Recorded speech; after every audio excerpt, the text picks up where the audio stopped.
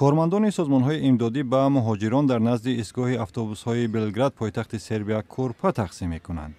پایین رفتن حرارت هوا با رویخط نگرانی‌های بشری افزوده است.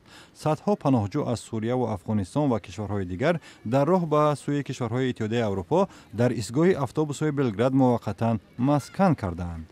سازمان بین المللی امدادی طبیبان بدون مرز به زنان حامله، کودکان و آنهایی که از جراحت‌ها و بیماری‌ها اذیت می‌کشند کمک می‌رساند.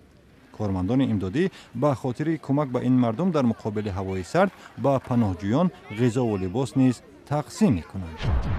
رئیس جمهور سابق افغانستان حامد کرزی در انجمن کابل درباره خط دیورند که مرز پاکستان و افغانستان از آن می‌گذرد و تا حال یک مایه اختلاف بین این دو کشور باقی می‌ماند سخن راند. کرزی گفت رهبران نظامی پاکستان به افغانستان فشار می‌آورند تا این مرز را اعتراف کند، ولی مقامات افغانستان چنین قصد ندارند. او پاکستان را با پیشبرد اهداف سیاسی در بهای جان مردمی که در دو طرف خط دیورند به سر میبرند عیبدار کرد.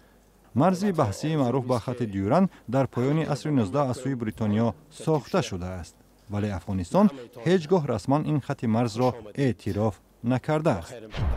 کارگران و مالکان کارخانه‌های تولید محصولات پلاستیکی در پشاور در شمال غربی پاکستان علیه منع استفاده خلطه‌های پلاستیکی در ولایت خیبر پختونخوا اعتراض کردند.